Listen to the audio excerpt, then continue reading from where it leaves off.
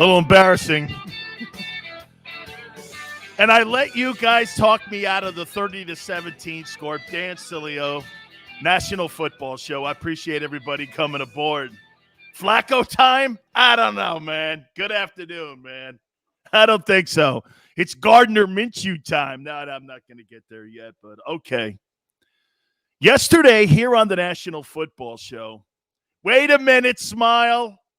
Wait a minute. Panic time? Wait a minute. Wait, hungry? Okay. Hey. I want to tell everybody that's new to the program. If you jump aboard with us here on the National Football Show, Big Sil slides you right in. And by the way, it's 2 pages today. It's 2 pages. Okay? We're going to get a little nasty today. We're going to unveil old Big Sills, back in the day Big Sills. The stuff that used to make people nervous. Because you know why? We're going to be brutally honest. Okay? And that's all we ever are, is brutally honest. But yesterday, I let you guys talk me out of 30-17. I didn't see the game close. But then, I got talked into it, and I said 28-20 Cowboys. That thing was not close after the first quarter. Let me get into, again, what's set up here for the show. As I said, you guys please jump in with a comment, anything you saw last night. We're going to have Garry Cobb again from Fox 29 in Philadelphia. He previewed the game, and I want to get his spin on what he saw last night. I hear Gary went off on the Eagles last night. Dion, hey, Sills, Hurts was looking like Wentz. I really didn't see any difference between Jalen Hurts last night and Carson Wentz. Flacco time, serious question. Did coaching staff expose Hurts because they don't believe in him? Flacco, they want to win games. They have to win games. Nick Sirianni, I'm going to get to all this. Let me give you my opening statement here on the Eagles last night. Then we'll get to the Cowboys as well. This thing was a nightmare last night from the jump. Defense played well, got a turnover, got a touchdown. I thought they were pressuring Dak, but I'll say this to you about Dak Prescott. Dak almost had the playbook for Gannon on the defensive side of the football. Every single thing that Gannon threw at him, the Cowboys and Kellen Moore had an answer for. He made the right throw, the right call. He punted outside of that gaffe in the end zone where the Eagles got a TD on the defensive side of the ball. That was really his only critical mistake in that game last night. They called another great game. Let me tell you what I saw. To me, when I saw Nick Sirianni's game plan last night, it looked like the Falcons' game plan, and it looked like the 49ers' game plan. My point is, it became predictable.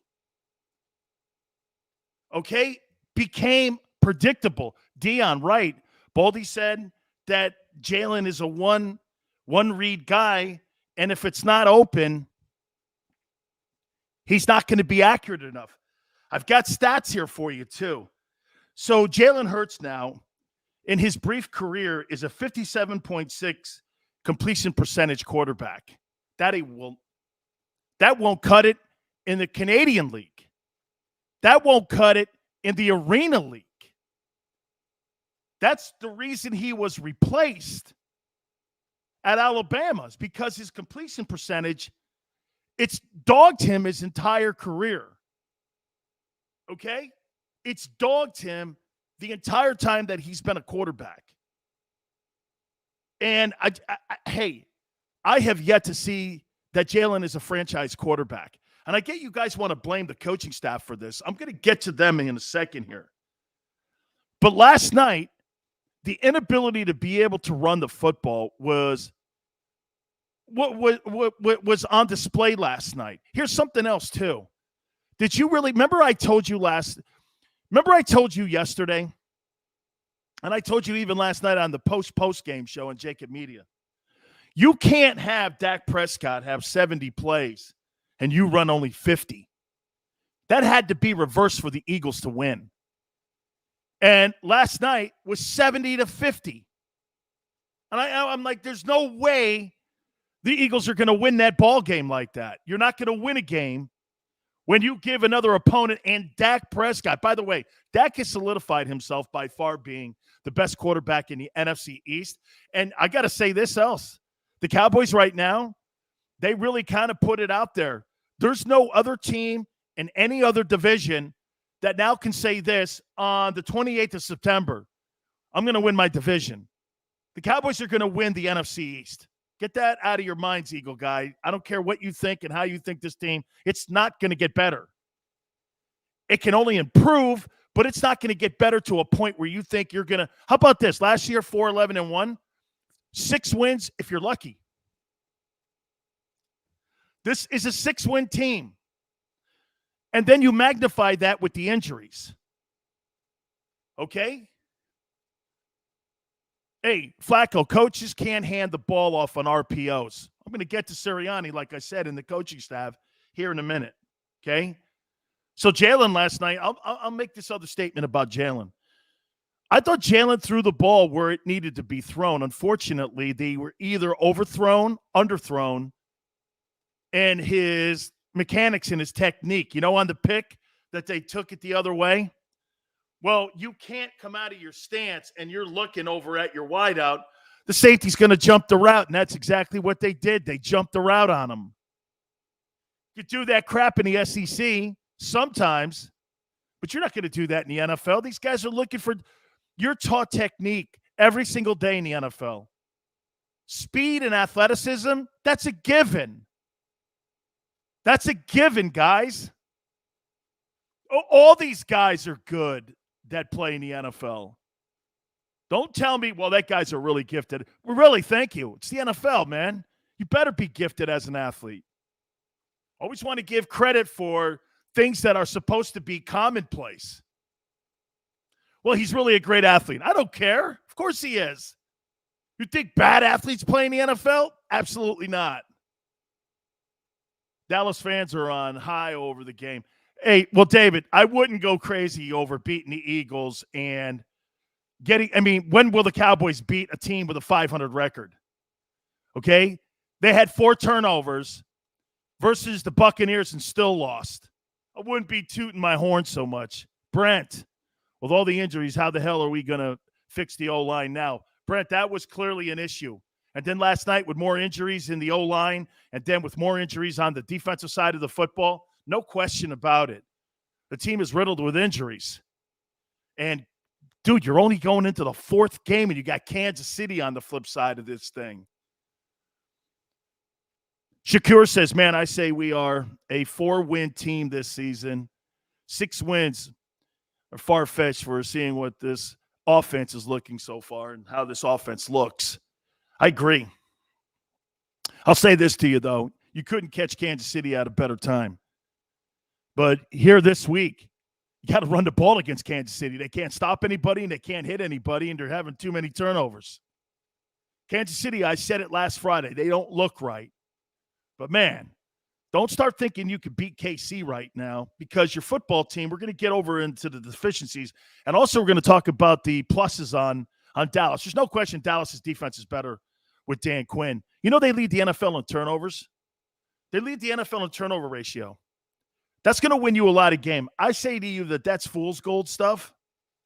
But if I were Dallas, I wouldn't be sitting here touting myself as some Super Bowl champion now because you got to beat teams with winning records. When's the last time they beat a team with a 10-win record? What was that? The Saints back in 17 or 18, something like that, right?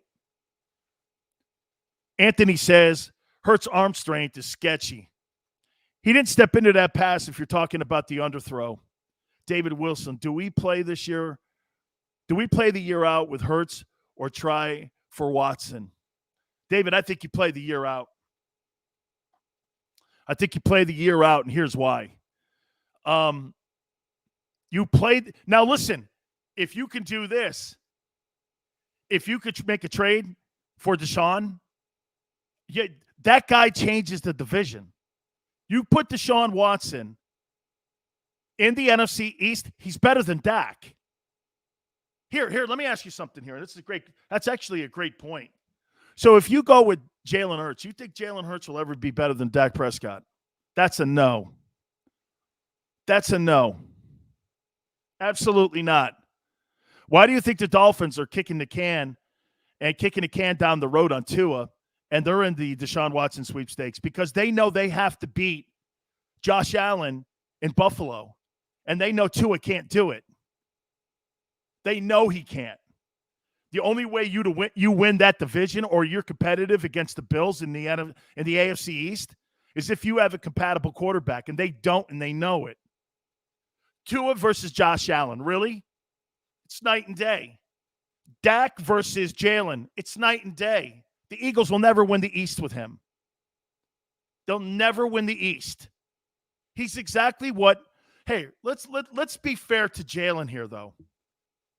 Jalen was drafted to be a backup quarterback on the Eagles.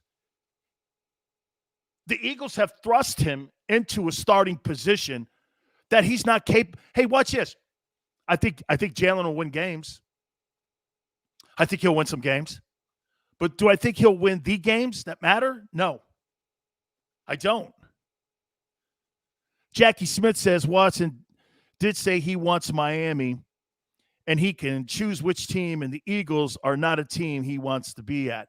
Now, who said that now? Exactly who said that? He said that? Really? Deshaun Watson said that. I haven't heard him say that. I heard a media guy say that.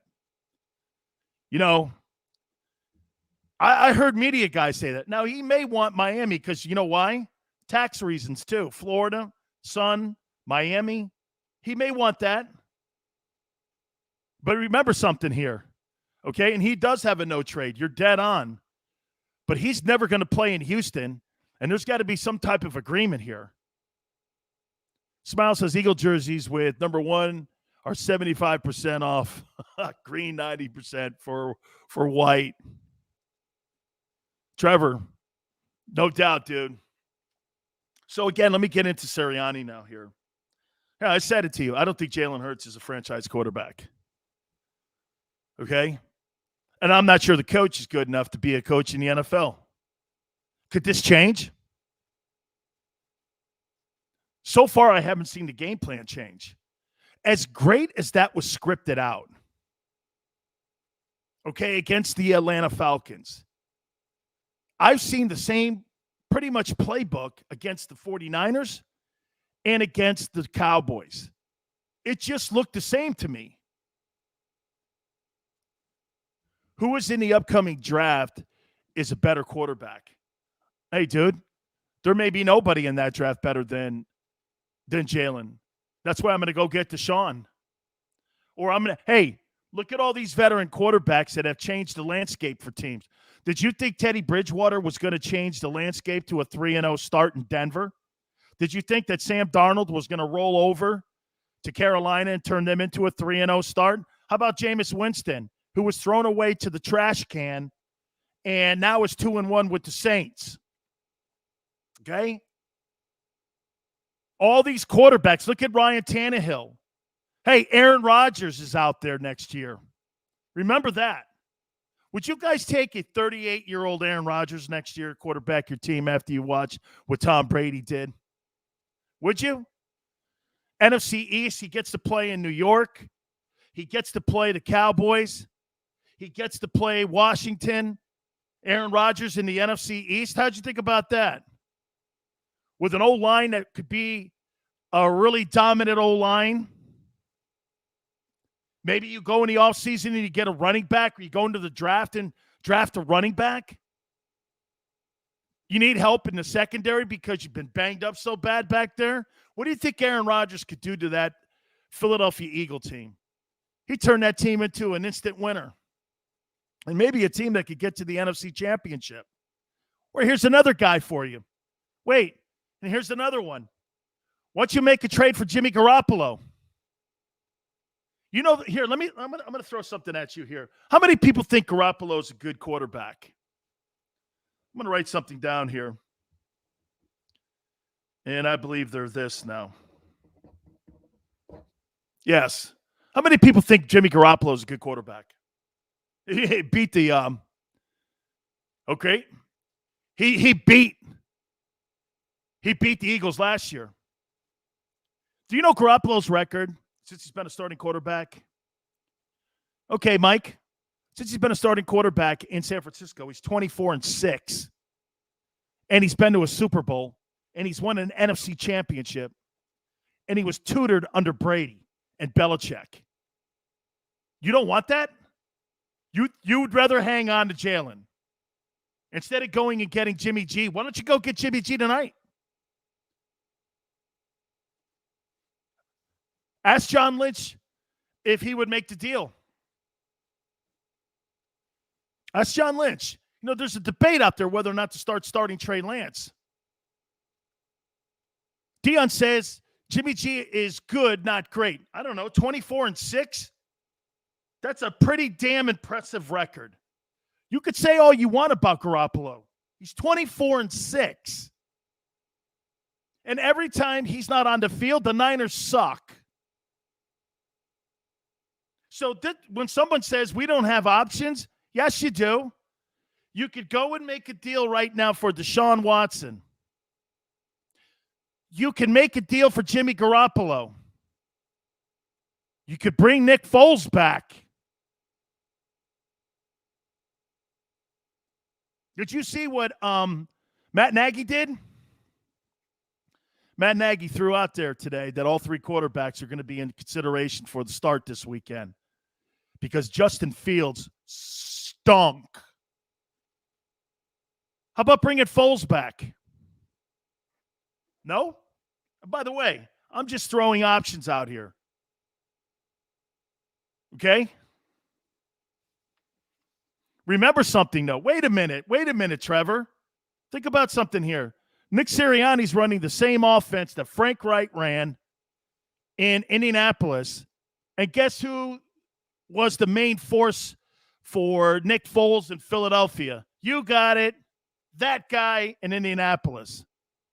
The same offense that Nick Foles succeeded in is being placed in Indianapolis. Why not go get Foles if you want to try to win ball games this year? Smile, you're kidding. I no doubt, Matt Nagy. So, hey, by the way, too, I'm just showing you options. You have options. The question is, should the Eagles and its fan base come to the realization that Jalen Hurts was drafted to be a second-team player and not a starter? Okay? I have never, ever said that I thought that Jalen was going to be the guy here. I've always said he's a substitute teacher. Okay? When I see him, I don't see franchise. I see 57.6% in completion percentage. And on top of that, you know what else I see? That this has been the storyline since he's been at Alabama and Oklahoma. Nothing's changed. It's been an MO of his. Accuracy. Trevor says the Eagles need to come to Jesus moment. They do. They need to look at this and go like, okay, what are we doing at quarterback?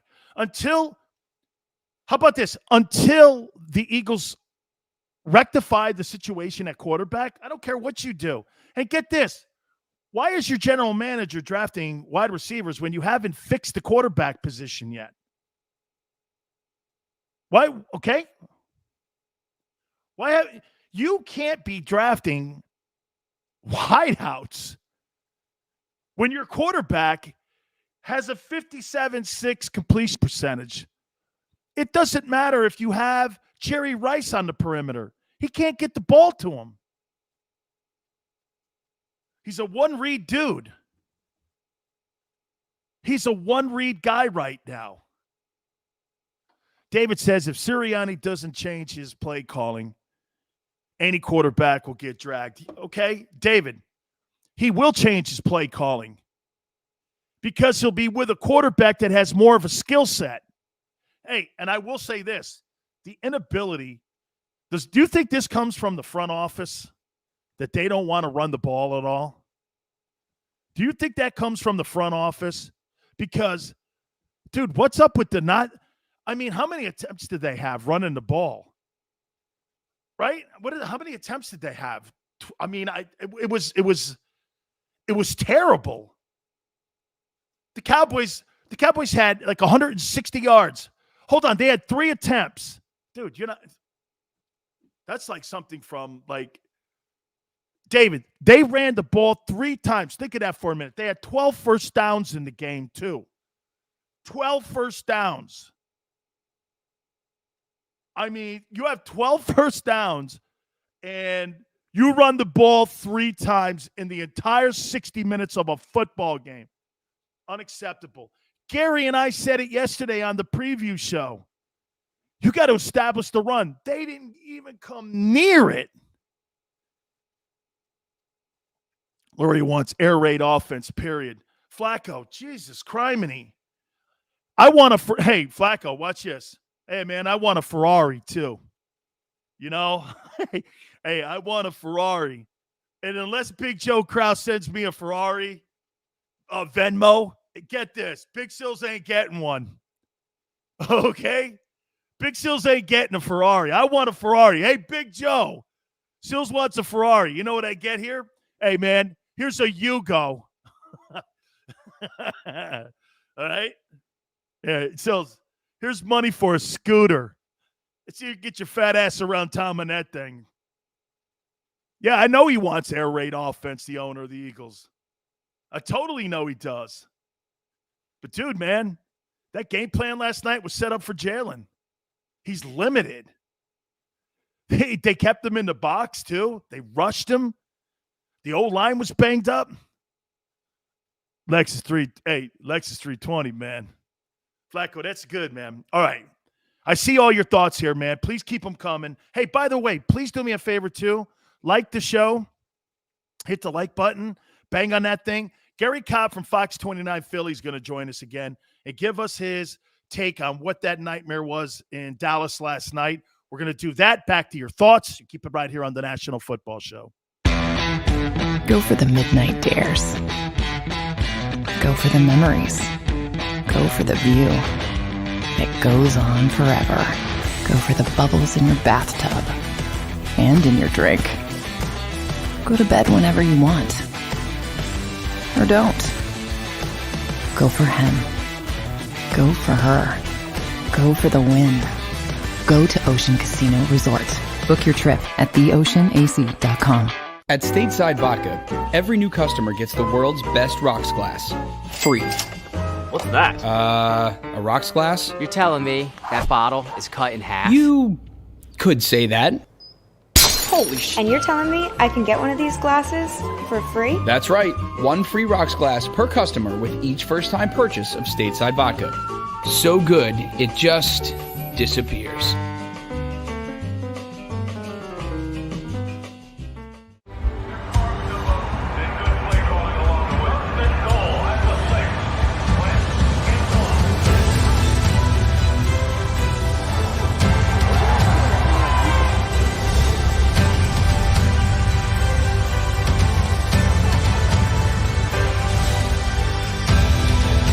Field of life, First Trust Bank is there for you.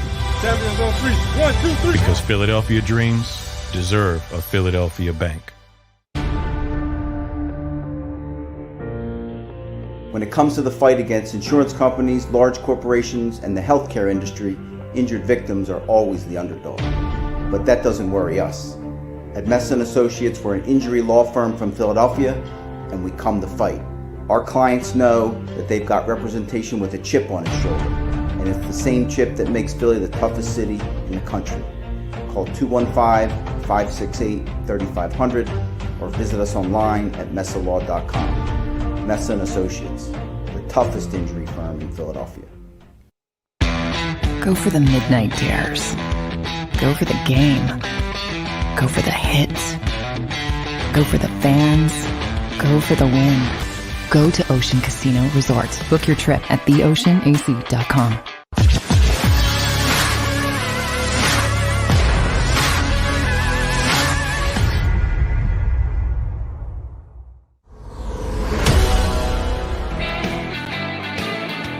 Welcome National Football Show. Garry Cobb from Fox 29 in Philly is going to join us here in a minute. Let me read you some of these exact stats here in the game last night. 12 first downs to 27. Game.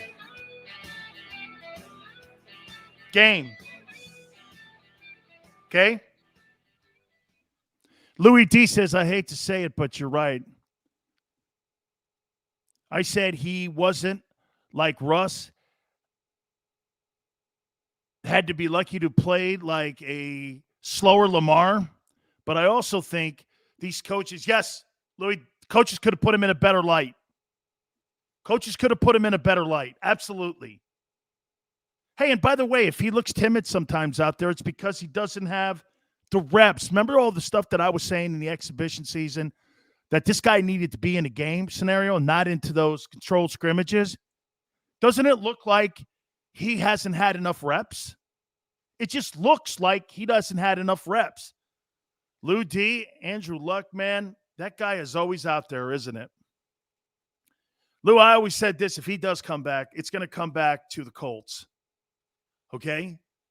But right, remember I kept telling you guys that? I mean, it was like exhibition football. He was nowhere during the preseason.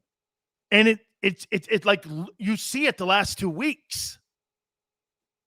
Man, 12 first downs, 64 yards rushing. Good grief. 13 penalties. Dude, that's lack of reps. 13 penalties, 12 first downs, 60 yards rushing. Did you really think you were going to go into Dallas with those numbers and win? Whew. And when you look at the Mirage number of 367 total yards, you're like this. I don't know. That's not spectacular in today's NFL. I mean, the Cowboys only had 380 yards in total offense. But when you look at what they were doing, I mean, look at their yards per carry on the ground, what they were doing. Man, they had 71 plays to the Eagles' 53. Hey, man, you're just going to get killed when you're in a position like that. Ken, appreciate you coming aboard, brother. Now, who's Howie going to blame now? Let me guess. He'll blame the coach. Here, let me get into the coach here before Garry comes on. Coach's play calling. I know that was a big topic last night. I know it's been a big topic today. What would you have Sirianni draw up for a guy who's limited? Tom Brady's playbook? Right? He was limited last night. Hey, let's get to a guy that has more of an insight than me and the Eagles here, and he's so kind to give us his spin. Yesterday, both of us thought maybe this game would be a little close, but I'm going to read Garry Cobb some stats here before he comments from Fox 29 here. Let me throw this at you. 64 yards rushing from the Eagles, and here's another number, 12 first downs. But here's the telling number.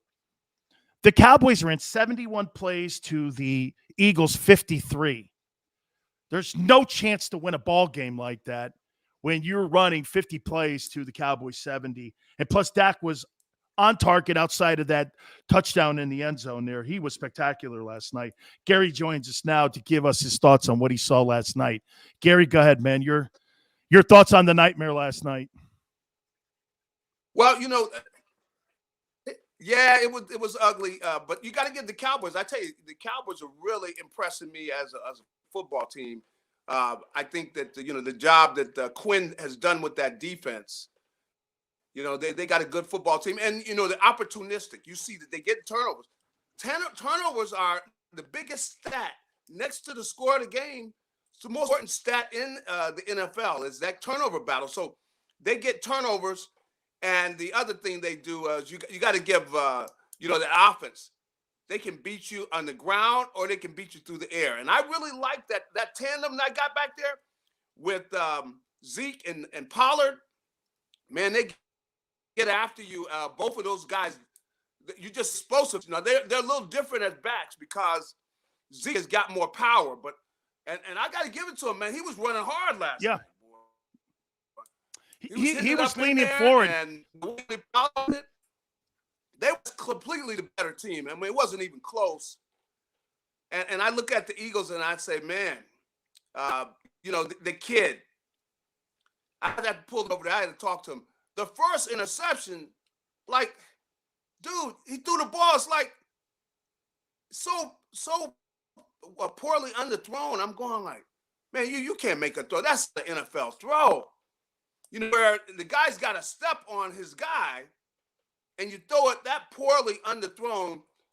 You know, he didn't step to it or something. But, you know, we'd have to talk about that. When I go like Jalen, they close the door, man. We got to talk. You know, you got to make a better throw than that, because you got a chance down. The defense glove like a punt return, man. Come on, you can't throw it like that. So no, he did.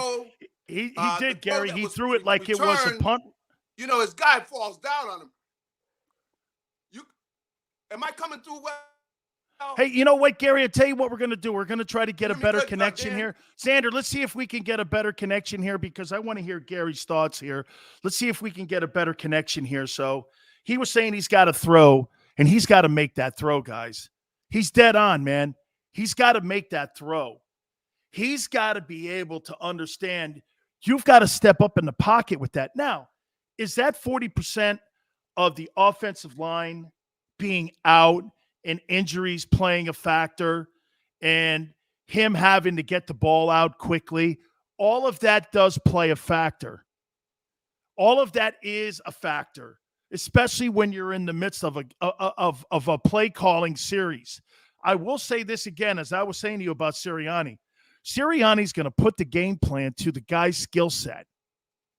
Okay? You're not going to roll out Tom Brady, or you're not going to roll out Donovan McNabb's playbook and give it to Jalen Hurts and say, go out and execute this book.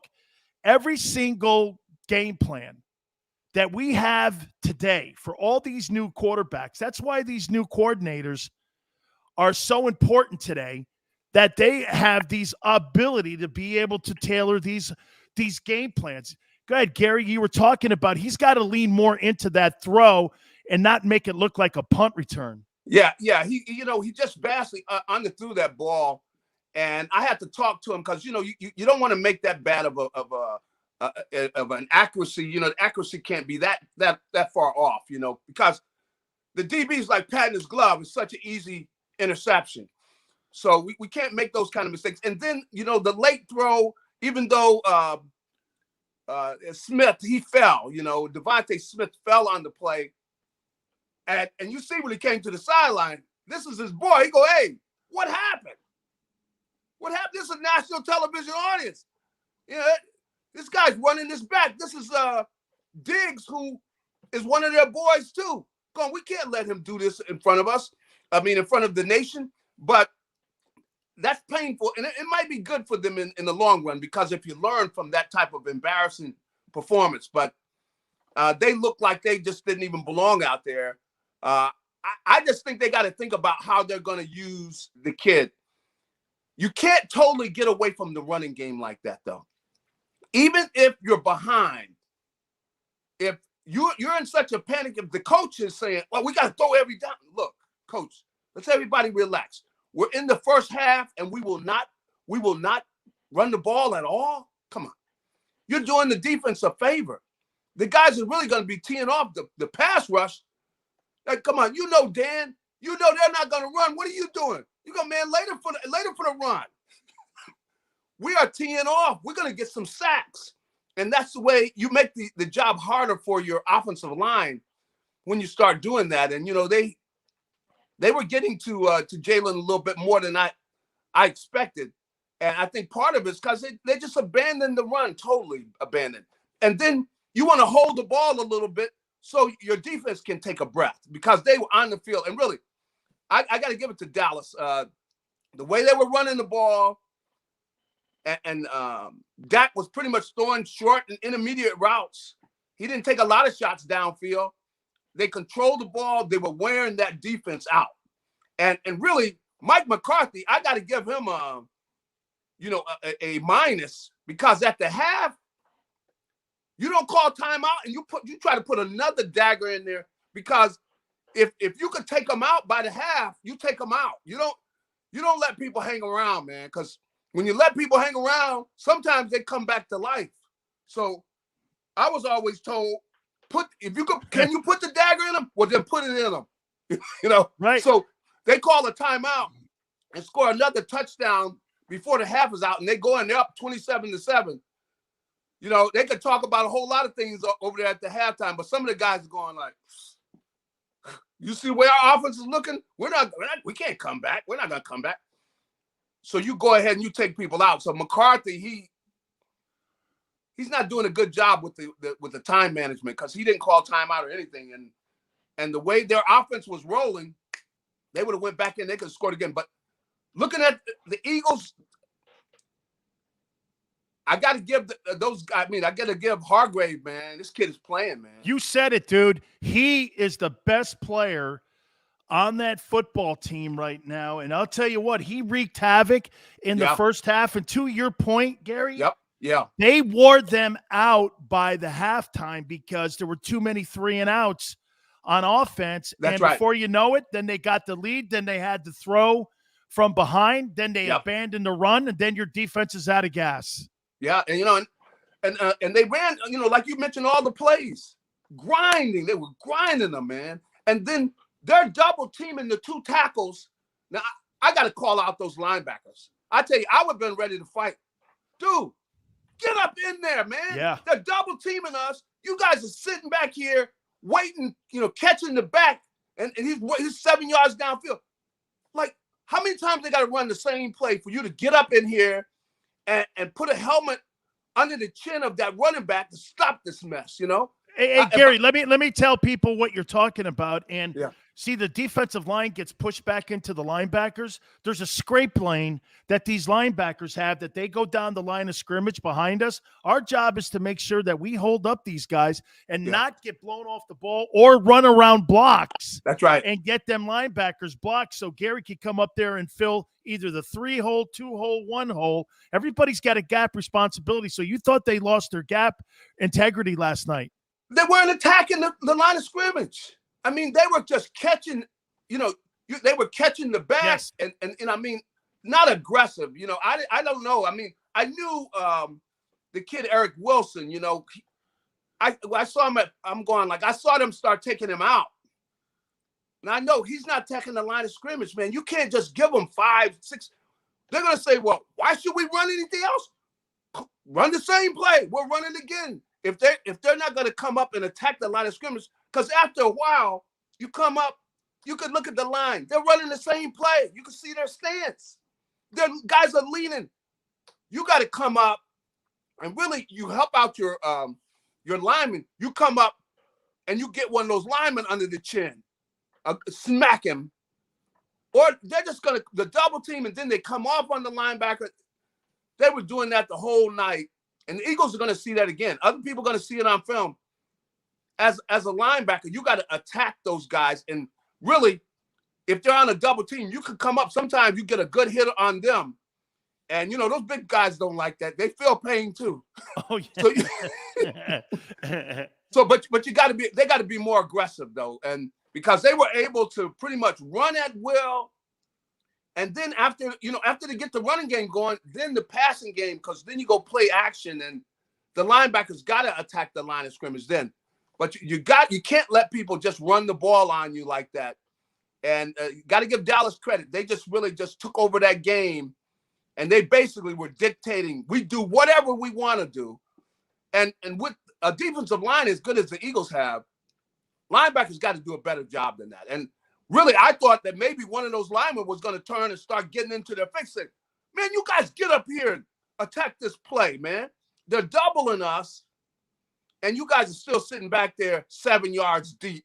If you want to play DB, then play DB. You guys are linebackers, man. Get in here. Mix this thing up. But they can't let teams run the ball on them because team run the ball on like they're going to wear out your defensive line. And then you got no pass rush. Because times you go into the huddle, man, you look over there at that D line and those guys, you don't see the top of You don't see anybody's face. All you see is the top of their head. And you hear the breathing. You know, you got no pass rush, man. Hey, man, no doubt about it. That's exactly what went on in that game there. And let me throw this at you too here, Gary. Yeah. You know, I made a complaint that I thought that Jalen needed to play a little bit more in the exhibition season to get some repetition going instead of these controlled scrimmages. Two things that you mentioned, not stepping into the throw. Some of these things were technique. And like you said, him just dropping back like this, and I know Devontae fell, but watch this. He dropped back and he looked, the safety jumped the route. That's right. He immediately jumped the route because he didn't do the little nuance thing that it takes. Keep the safety. That's right. Hey, throw it. And just those little tiny things you and I know, hey, you get away with that crap in college. That's right. But you're not going to get away with that because everybody in the NFL is a technique hound. And I just wondered, I go, no, that comes to coaching too. It just looked to me that, okay, so you abandoned the running game because you started throwing from behind. You don't have a quarterback. And let me throw a stat at you again, 57.6 completion percentage. You know that this who this quarterback is right now in his career as an NFL quarterback. 57.6 on a completion percentage, that ain't going to cut it. No, it's not going to cut it. This comes back down to coaching again. My question is, do you think they've been prepared for these first three games? Well, I tell you, the way the last two have gone, I mean, especially this past game, they were clearly outmatched by them, you know, and I got to give Dallas credit for, you know, coaching and the fact that they seemed like they were better prepared. They came out and everything that the Eagles did, Dak was ready for. You know, and he's a seasoned quarterback, in fairness. The kid, you know, you got him throwing the ball every play. Come on. He's a kid. He throws an interception and run back for a touchdown. You call 10 more passes. You don't ever run the ball. You know, running the ball is a calming thing for the whole offense, the whole team, really. Come out and run the ball, put together a long, grinding drive. It would have been good for the entire team. And he just got pass happy. You call 3 run plays in the entire game. Damn. That's unheard of. Come on. Unheard of. Never do that, especially you got a guy, well, he's really still in it like his rookie year. Come on. Hey, Gary, I wouldn't do that if I had Tom Brady as my quarterback. That's right. You know what? And Tom wouldn't let you do it. That's right. He would have told, hey, coach, hey, we got to balance this thing out. Because now you're putting your offensive line in such a grind because you're throwing every play. They know you're throwing, and you just don't run the ball at all, meaning they don't even think about running the ball. Hey, you can hand the ball off and get 10 yards. You got it, you know, a good back there, but you just totally abandon. That's a coach. That's a rookie coaching mistake to do that type of thing because you want to calm everybody down, especially after that interception for the touchdown. You got to have your guys calm. A good team, if they fall behind, you can see they just stay with it. They don't panic. And panicking is saying, okay, we got to throw the ball every play. No, that's panic. You can't be like that. And your players pick that up. Every play, 3 run plays in the entire game. Now, come on. Hey, you know what? You mentioned this about Dak being a pro. I'll tell you what. Gary, you said it yesterday, too, in the pregame show. I went like this. I said, man, I'll tell you what. I was watching a game last night. I'm like, Gary's so right. This guy knows where to throw the ball. He did what you said, too. He never panicked. When they had a third and like a mile, what did he do? He got a couple yards. He punted. He let his defense play. He played field position. That, to me, is him and maybe Kellen Moore, because I'm with you. I think Mike McCarthy's been exposed since he left Green Bay. I don't think he's a very good coach, and that's why they kept Kellen Moore as the coordinator and kept him as the play caller because I tell you, him Dan, and Dak were on the same page. Now, we used to talk as players about guys stealing. Mike McCarthy's stealing, man. Yeah, he did. I mean, yes, he Mike is. had retired. Come on, he retired. Jerry calls him. He said, how much are you talking about, Jerry? Hey, baby. Baby, we're going to have to go down there to Dallas for a few years, okay? But look at what we're talking about. And he's down there. Come on. He's stealing, man. I mean, last week they said what? he couldn't see the time. Yeah. Whatever. It was blocked out for him and everything. No, he was looking at he said this, he was looking at the wrong clock in the building. And I told everybody here, I go, usually what you have is you have a guy standing there, the guy holding your cord. He also is the guy telling you what the official time is, sitting there next to you. If you're looking up at a scoreboard, you're daydreaming. Yeah. Well, you know what Mike's probably doing during the game? Hey, what do they got to eat in there after the game, man? What's on the tray table? What's on the tray? Hey, what kind of drinks they got on the plane? You know, I mean, come on. You know, hey, what's the media meal like? Hey, I'll tell you, I've seen players do it. You know, most of the time players are doing it. You know, they're because I gotta admit, I was down there in Dallas last year. I stole. My knee was hurt. Going like, hey, look. Always in a good mood. Hey, man, hey, how's it going, everybody? Dip in there and get the check right back out. No. I was sitting right next to Gary. He looks over at me, goes, "I've just been traded to Philly." And and Ed Jones is sitting next to me, goes, "God damn." Ed goes like this, "Wait a minute, you got traded?" He goes, "Yeah, I just got traded to Philly." We're sitting in Thousand Oaks, right? And what was he? Gary gets traded. I go, Gary, everyone stop talking to him. You live and you learn, Hey, Gary, let me ask you, Sirianni. I'm going to ask you two questions about Jalen and then Sirianni here. Give me your thoughts as a play caller so far. I mean, to me, like you just said, I think the fact that they saw that game film in the second half of the 49er game, Dallas said we were going to run the ball because the 49ers figured it out that they could run the ball, and they were able to run the ball because they knew that the offense on the other side was going to do a boatload of 3-and-outs. It just seems to me I'm seeing the same game plan that I saw against the Atlanta Falcons. Nothing's really evolved from the Falcon game. It looks like the same stuff, but just less rushing attempts. Well, they are really going to have to decide what kind of team they're going to be. And I don't think that Sirianni has established that. Like, what type of team are we? Now, if you are identity. If you're a team and you got a balanced attack, you're never going to get to where you're going to get to the point where you're going to call 3 running plays. I mean, and you can't get into a situation where if you fall behind, you just lose your own identity. Can't do that. This is who we are. This is what we do, and I don't think Sirianni has established that, and he's not thinking clearly. And, that's why it's good probably to have an old head on your coaching staff that you can sit out, that can come to you and go, hey, coach, let me talk to you. It's good to have one of those old heads on there because like a Wade Phillips. That's right. That's right. Because, they'll bring you back down when you're getting ready, when you're doing something stupid. But to just get to the point where you totally abandon what you're doing, and then what you're doing is you're really hurting your young quarterback too. Because you got him throwing the ball too much, and if he's already thrown a couple of picks, he's not throwing with confidence. And so you want to have some things where you are running the ball so you can still do some play action pass. So you're not asking him just drop back and throwing the ball where the ball's going to be in the air 20, 25 yards because, he's got to feel a little shaky after throwing a couple of picks, and especially one of them run back to the house. You can say what you want, but quarterbacks don't forget that real quick when they get one run back to the house, Absolutely. Hey, what do you make of Henry High School with the T-shirts now? Well, I think, we better not see any more of those T-shirts. I know this city. He already played that card. They're going, wait, you played that card. We don't want to see that card anymore. You start winning some games. We brought you in here to win games.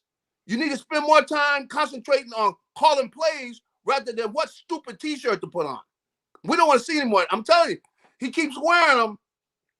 He's going to wind up with some problems. You're going to have the whole city. They're going to start calling it Timmy T-shirt. They're going to call him something like that. No, they were calling him Henry High School yesterday on my show.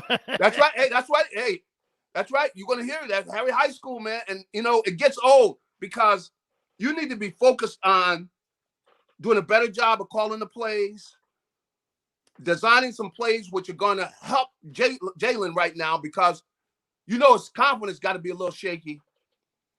And you look up, you got a Chief team coming up that they lost their last 2 games. So how bad do they want to beat you? You know, you plus can look Andy up, Reid. Plus hey, Andy Reid coming into the link. Andy Reid coming back in is, you know, his players gonna say, Coach, we're gonna do you proud in here. You can look up and you could be trailing by 35 at the half now. You don't want that. So he's got to get it together, and it starts with him. Got to talk to the team, but they got to come out.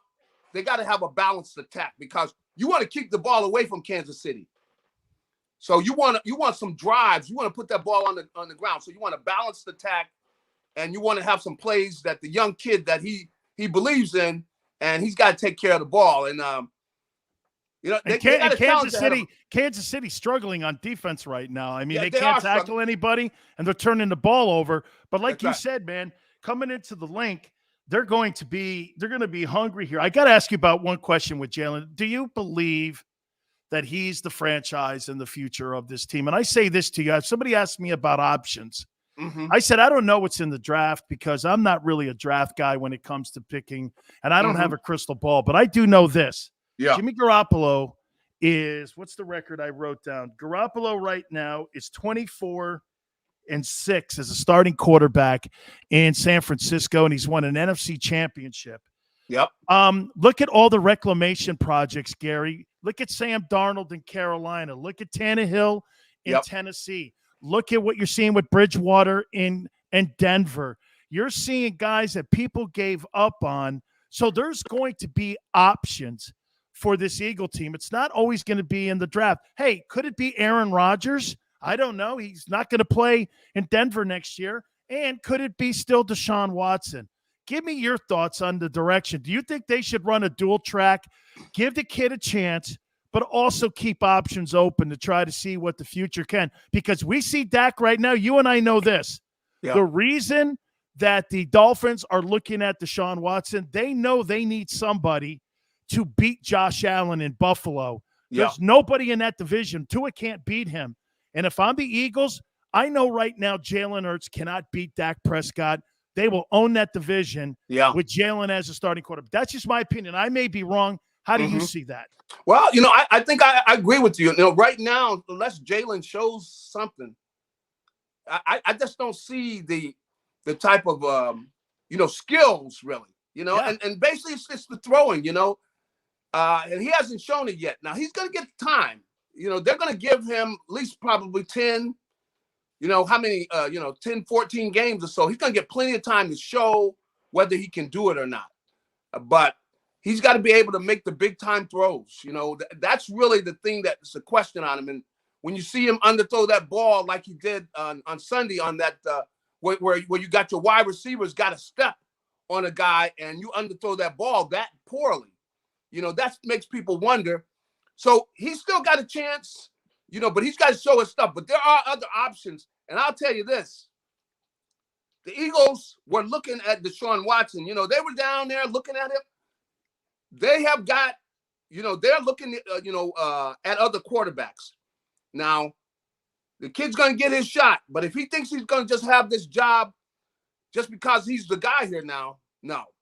That's not going to get him this job, you know, because the Eagles are looking, and they want to win championships. That's the way, you know, Jeffrey Lurie thinks.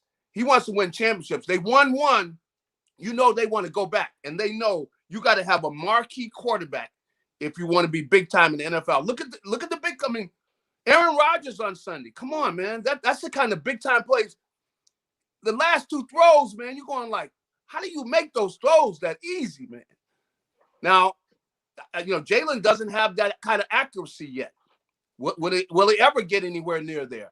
You know, he's got to show it. And that's where they're going to look around for different places. And they got all those draft picks.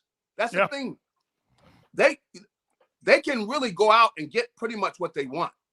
They have the assets. You know, they're almost to the point where they got 3 first-round picks you could throw up there. A lot of teams, I mean, there are a lot of great players. But a lot of teams will call you back if you say 3 first-round picks for whoever, you know. You're mortgaging your future there for that. Finally here, okay, the link on Sunday for Andy Reid coming in. Do they, Eagle fans, boo him or do they celebrate him? I think it's probably going to be mixed because some people are going to be ready to boo because of that game last Sunday. A lot of people they want to get some booing out because they were booing at home when the Eagles were getting. so some people are coming with boo in their blood, but you got a lot of people who are going to look at Andy, want to give him a nice round of applause because he was here so long. He finally got a Super Bowl and everything, and the fact that he's been great for football. He's raised a lot of young coaches. He's done a lot of good jobs, and Andy's a good guy. He's a nice guy to know, and he doesn't really mean anybody any harm. He's not the kind of guy that's going to be backstabbing people and stuff like that. He's a good-natured guy. So I think you're probably going to have a mix there because there are a lot of boos. The people were booing at home when they were looking at Dallas beat the Eagles. So there's going to be some booing. Don't let them get behind. Hey, wait a minute. So who's going to get booed louder, Andy or the Eagles, if they get behind in that game? Sirianni's going to hear it, you think, at the link if they get behind? He is going to hear it. It better not be where you get embarrassed, like they did against the Cowboys. It's going to get ugly, man. There'll be highlights all over TV the whole next week because people are they got some real boos in them, man. They're going to boo. You don't get embarrassed like that. They're not ready for that. So wait, Gary, I got to sneak one more in on you here. Yeah. Do you think management is going to have patience with Sirianni here? Do you think they're going, if they see this thing comes off the rails, and I'm not saying that it's going to be somebody like a Rod Marinelli up in Denver or up in Detroit when he went 0-16, nothing like that. I'm not saying that. But if they are looking at this and nobody's been developed or anything, and this thing is off the rails after what they just did with Doug Peterson, because I'll tell you what, you fired Doug Peterson for this. I know. Boy, you got to really, if you're an Eagle fan and you're sitting in the seats watching this going, hang on here. Yeah. Okay, we were banged up last year. Our quarterback wasn't playing well, so we get it. We went out and we're going to try to make another move at quarterback. But you fire a Super Bowl coach for this? I mean, at least Doug Peterson's teams were prepared. That thing looked like unprepared last night. Am I wrong? You're right. I mean, they looked sloppy, and when you get into a point where you kind of show your cards when you only run the ball 3 times, when you just totally lose sight of what's going on. I don't know that they would do it that quick, man. But I tell you what, I would be getting nervous if I was him, because Howie's on the hot seat. Hey, Laurie wants to win. Yeah. And if he sees, and he knows that, look, we can go get us a quarterback. We got 3 first-round draft picks. But we need to have the coach in here. And if this guy's not the guy, he keeps coming out there with those T-shirts. They're going to say, maybe you should get in the T-shirt business. Gary, thank you, brother. I appreciate it, man. Thanks on the recap. My friend Garry Cobb, God, I love him so much. He is just absolutely spectacular from Fox 29 in Philly. We'll take a timeout. Back to your thoughts. Back to Big Sales thoughts. I got 3 pages now. We'll hit on it next here on the National Football Show. Go for the midnight dares. Go for the memories. Go for the view that goes on forever. Go for the bubbles in your bathtub and in your drink. Go to bed whenever you want. Or don't. Go for him. Go for her. Go for the win. Go to Ocean Casino Resort. Book your trip at theoceanac.com. At Stateside Vodka, every new customer gets the world's best rocks glass. Free. What's that? A rocks glass? You're telling me that bottle is cut in half? You could say that. Holy shit. And you're telling me I can get one of these glasses for free? That's right. 1 free rocks glass per customer with each first-time purchase of Stateside Vodka. So good, it just disappears.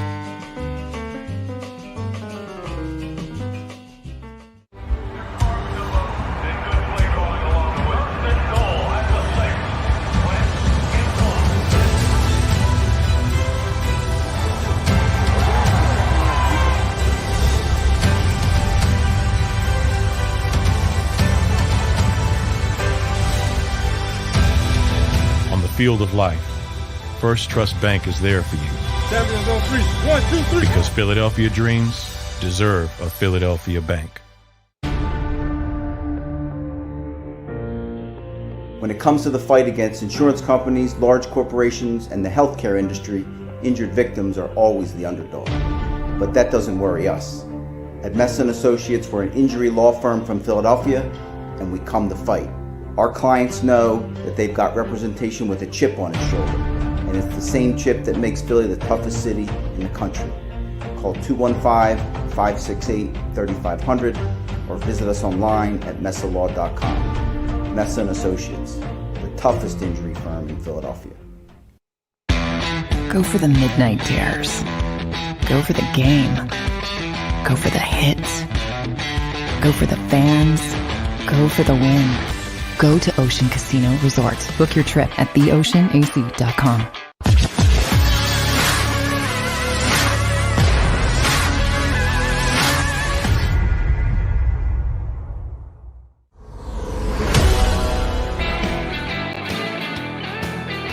Welcome back. National Football Show, Dan Sileo. Mr. T-shirt guy. How the T-shirts look now? What are you going to print next? We were blown out in Dallas. Whew, man. Wait a minute now. You know, I thought about something here. Think about this for a second here. So Andy Reid's coming to town this weekend, right? Say it's 20-7 at the half. Okay? Okay? What if... Thanks, Brent. Appreciate it, brother. Howie made me do it. That's a great T-shirt. Holy shit. I love that. Hey, Eagle fans, Howie made me do it. That's a great shirt this week. Howie made me do it. Oh, my God, you'd make a kill. If you did that at tailgating this weekend on Sunday, and you sold that shirt on the premises, Howie made me do it, you'd be a millionaire by the time you left the place. Hey, that's something maybe for Krause Jr. Howie made me do it. Whoa, man. Can you imagine what'll happen to Nick Sirianni this weekend if that team gets freaking blown out again? Big Chris says, better put up 30 on KC. Hey, Chris, Kansas City's defense, and I have been saying it for the last 2 weeks, they just don't look the same. There's something up with KC. They just don't look like Kansas City of 3 years ago, let alone last year. Right? Kevin says, I have to have a good one. Once in a while, Sills, you have any connections? Big Sills has got connections everywhere, homeboy. I'm Mr. Connections. Just ain't got no money in my pocket, but hey, you know what? Big Sills has got the connections. If I had $1 for every dude I have in my cell phone, okay, I wouldn't be on tomorrow. But that offense can score. They sure can. Well, they're going to have to beat people 31-30 this year, Kansas City. Because Chris Jones and those guys, I don't know where they are. They're MIA, man. You can put their faces on a milk carton. Takeem says, how about this shirt idea? We're running away with the division. Hey, man. Dallas. Hey, can we say this about Cowboy Guy? Cowboy Guy will be doing this today. Watch. Yeah, man. We're going to Super Bowl. We're going to Super Bowl. We beat the Eagles up on Monday night. We beat the Chargers. 2-1. Going to Super Bowl. Here's one thing you'll always know about Cowboy fan. They're delusional. Okay? Do you know that Dak Prescott is 11-1 versus the teams in the NFC least? He's 11-1. He's beaten up on bad teams. And when he has to play against good teams, they don't win. I think it's since 2017 they beat a team with a 10-win record or ended up with a 10-win season. They're going to be all going, oh, my God, man, look at the Cowboys. Yeah, man, we're like, we're ready to rock and roll here for the division. Real quick, though, man, do you really think people will boo Andy Reid this weekend? Carl, thanks for coming aboard. Thank you. I've got the Eagles still going 9-8. No way. No way. With 3 rushing attempts, Carl? Dude, you can't run the ball 3 times in a ball game against a defense that was last against the run last year. You know why the Cowboys look so good on defense? Because they knew that Sirianni wasn't going to run the ball last night. They pinned their ears and were after the quarterback. 9-8. With that play calling, with those underthrows, where are you seeing improvement, guy? I hope they don't boo Andy. I think Andy Reid was a great Eagle coach. Unfortunately, he, like Vermeil, just never delivered the Lombardi Trophy. And they were great coaches. And by the way, the community loved them. Okay, so there's no way. I don't think so. I don't think they boo him either. 5 wins, 7 at best. Mr. Hilton's right. That's where you are. Mike Smith says 6-10, and that might be generous. Now we see. Let me say this to you again. Okay, let me put it to you here. See what? You know what? I just had a conversation with Xander before we went on the air. Do you know how smart you guys are to talk to, and how great it is to talk to smart football fans? You guys see something, and if it's a pig that's flying, you know it's a pig that's flying. You know what it is, and you don't make it into something else. You see it, and you know it. If it smells like shit, it's shit. It's nothing else. Okay? But if you're in other markets like Dallas, they paint it in a different way.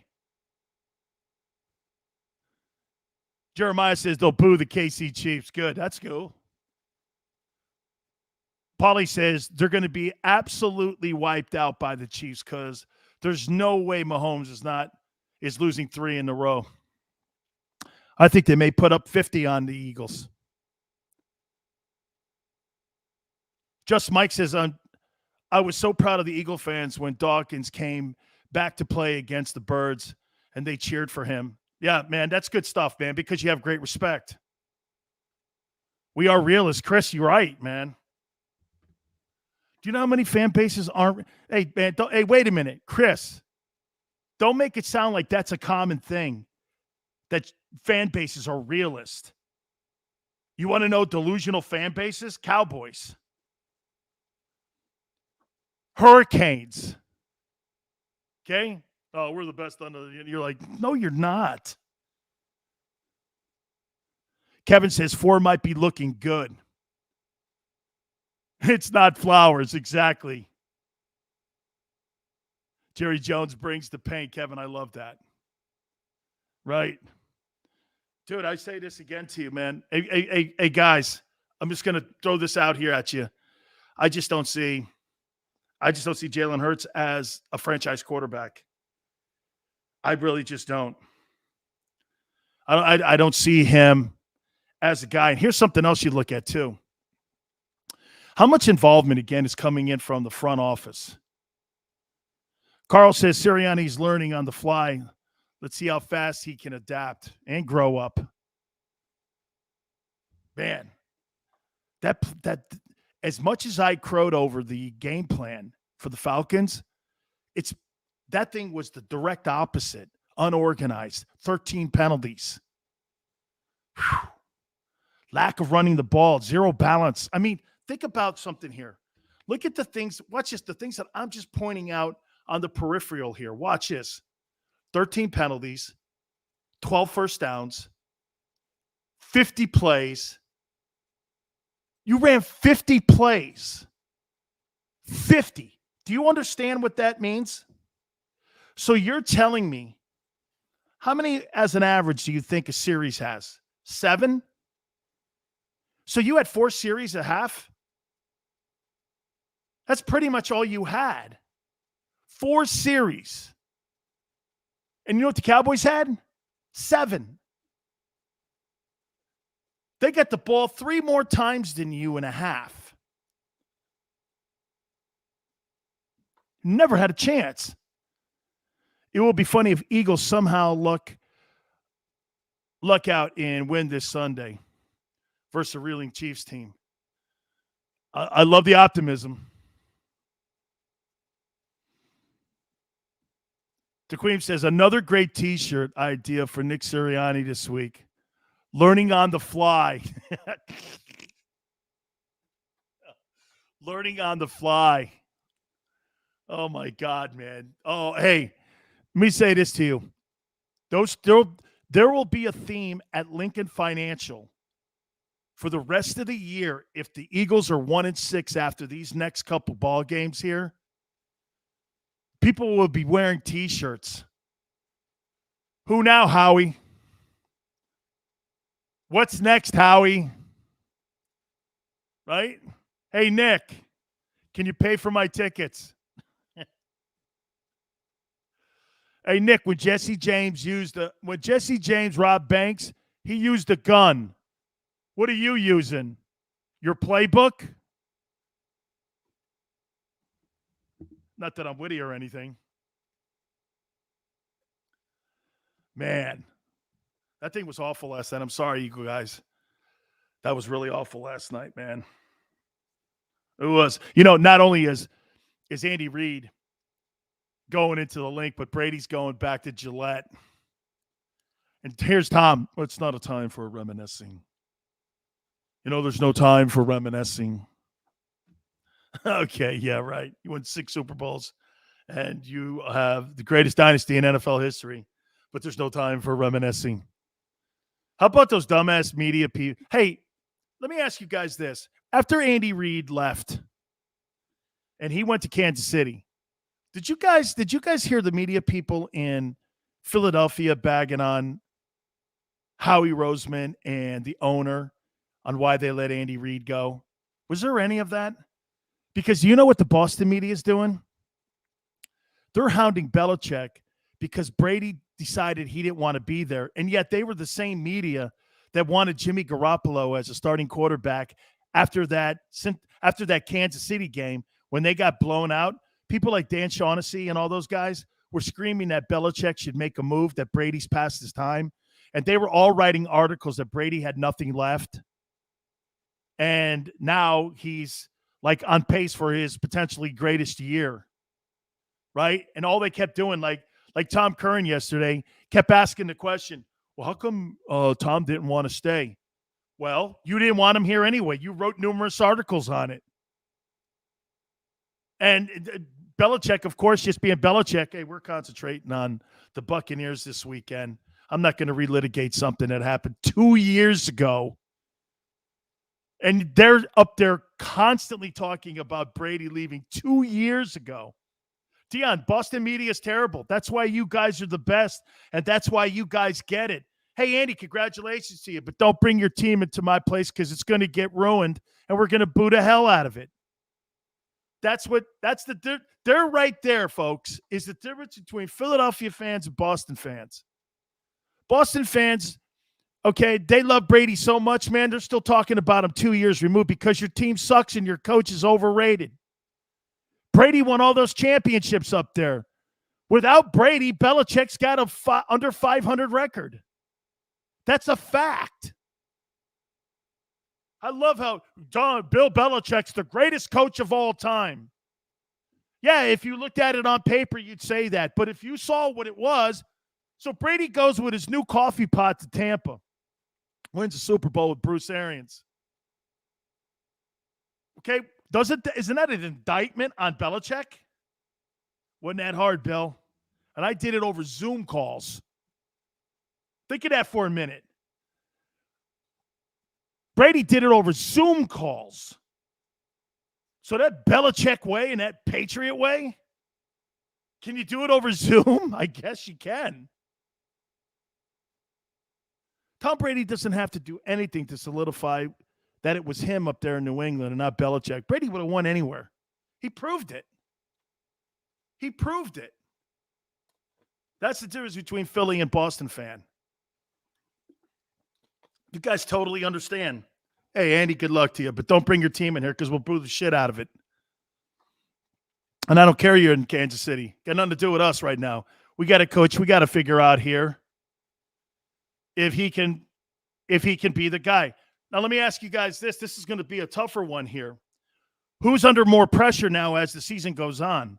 Jalen Hurts or Nick Sirianni when it comes to the direction of the football team? Holy cow, I got to think of this one too. Who is under more pressure to improve or get replaced at the end of the year? Because I'll tell you this.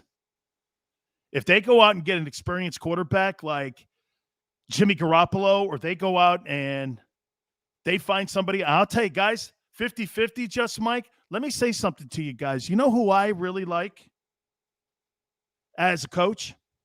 You know that, hey, I don't want to say it too loud because I don't want other teams to hear me. You know that guy, Joe Brady in Carolina? Got to win a national championship at LSU and is completely changing Sam Darnold around in Carolina. I like this Joe Brady dude, man. I think he's going to be a good-looking coach. Okay? Hey, Dion, I said this to you about Tom Brady. I almost hate the fact that Tom Brady played in New England because this new personality that you're seeing and I'm seeing, I wish we had been seeing this for 20 years. Wouldn't it be great that if we saw this great personality, wouldn't the NFL have been more fun? Watching Brady talk the way he does, have fun the way he does. Okay, right? I mean, I almost hate the fact that Brady played with the Patriots because I'd like to have seen Tom Brady and what Tom Brady was like really personality-wise all these years. What would he really thought of the Tuck rule? You know? What would he have really thought of Spygate or Deflategate or any of these other gates or whatever? Or maybe even the Trump stuff. I'd like to have heard, and I think if Tom were in this position today, I think Tom would have commented on it back then if the locker room was a little looser. Jeremiah says, I always thought Darnold didn't get a fair shake. And you're right, Zach Wilson, he looks way in over his head. Minshew takes us to a Super Bowl. Polly, thank you. Hey, remember I said it. Guys, remember I said it. I thought we'd see a Gardner Minshew sighting in week 6. Week 6. I said week 6. Right? By the way, Justin Fields.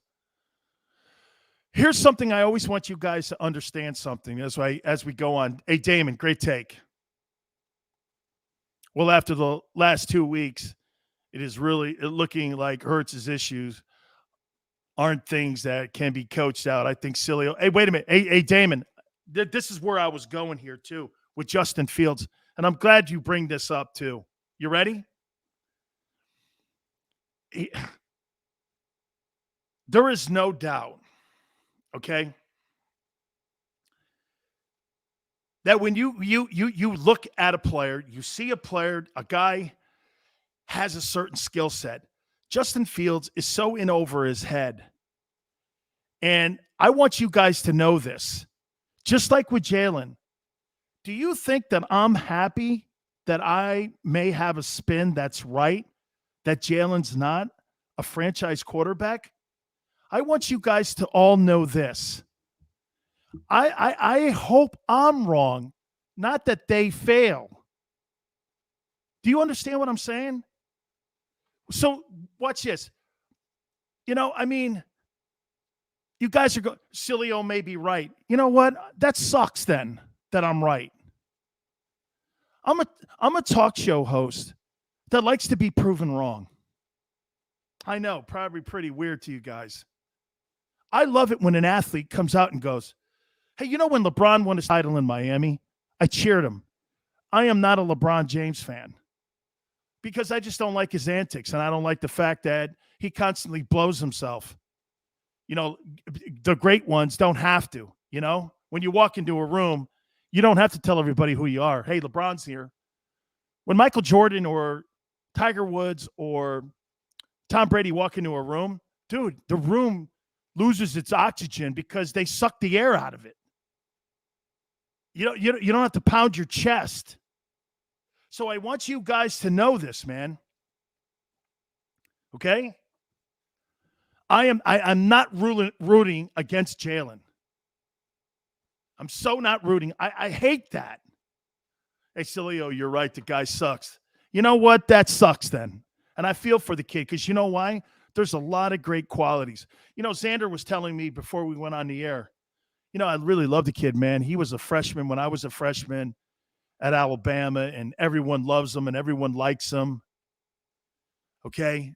End of the day, though, watch this. Not everybody likes Aaron Rodgers, but everybody on the planet wants to play with Aaron Rodgers. You get me what I'm saying? Everybody wants to play with that guy because he's great. Man,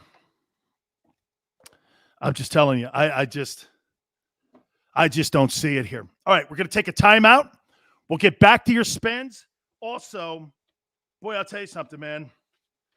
My new Power 5 in the NFL, we do that after the Monday night game, too. A little bit more on Dak Prescott's 21 of 26 for 238 and 3 touchdowns versus the Eagles. Where do the Eagles go next? They got Kansas City at the Link this weekend. You keep it here on the National Football Show. Go for the midnight dares. Go for the memories. Go to get your spin on. Go to get your spa on. Go for the bubbles in your bathtub. And in your drink. Go for the steaks. And the steak. Go for him. Go for her. Go for the win. Go to Ocean Casino Resort. Book your trip at theoceanac.com. At Stateside Vodka, every new customer gets the world's best rocks glass. Free. What's that? A rocks glass? You're telling me that bottle is cut in half? You could say that. Holy shit. Glass is for cocktails, right? It's for this, and that. Is the length of the glass equal to your... You betcha. But is it made out of... Glass? Yeah, okay, but is the rip... Smooth? Will you stop doing... That? I'm the professional here. And you're telling me I can get one of these glasses for free? That's right. 1 free rocks glass per customer with each first-time purchase of Stateside Vodka. All from the company that's highly awarded.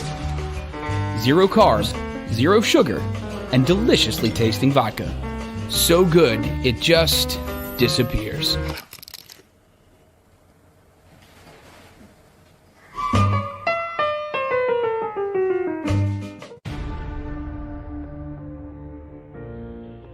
When it comes to the fight against insurance companies, large corporations, and the healthcare industry, injured victims are always the underdog. But that doesn't worry us. At Messon Associates, we're an injury law firm from Philadelphia, and we come to fight. Our clients know that they've got representation with a chip on its shoulder, and it's the same chip that makes Philly the toughest city in the country. Call 215-568-3500 or visit us online at messalaw.com. Messon Associates, the toughest injury firm in Philadelphia.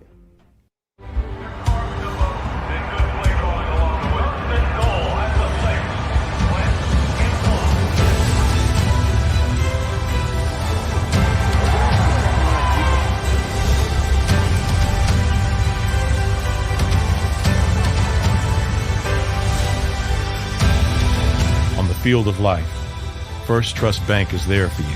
Champions on 3. 1, 2, 3. Because Philadelphia dreams deserve a Philadelphia bank. Go for the midnight dares. Go for the game. Go for the hits. Go for the fans. Go for the win. Go to Ocean Casino Resort. Book your trip at theoceanac.com.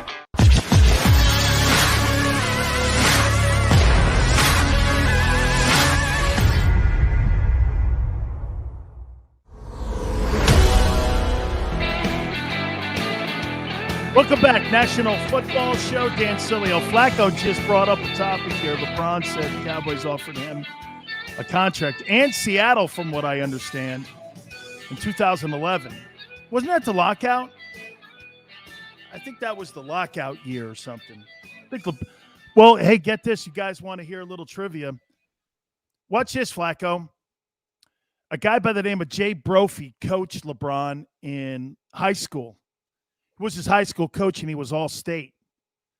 And Jay played at the University of Miami.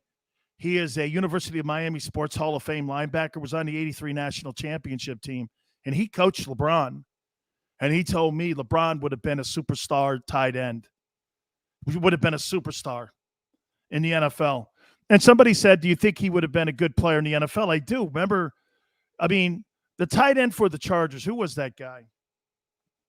Phillip Rivers used to throw the football to all the time. Who's the tight end in San Diego for all them years? Caught all those touchdowns. Never played a lick of football in college. Okay? Didn't play a lick. And I think, if I'm not mistaken, Jimmy Graham also played only one season or two at Miami. He first went to the University of Miami. Antonio Gates. Thanks, Dion. Thanks, Mike. That's right. Antonio Gates. He didn't play – smile. He didn't play a lick of football in college. He was like a basketball dude. He was roaming around, and all of a sudden, Marty Schottenheimer saw him playing basketball in a pickup game. He goes, why don't you come out and try out for the Chargers? And that's how it began. He goes, sure, okay. He was going nowhere as a basketball player.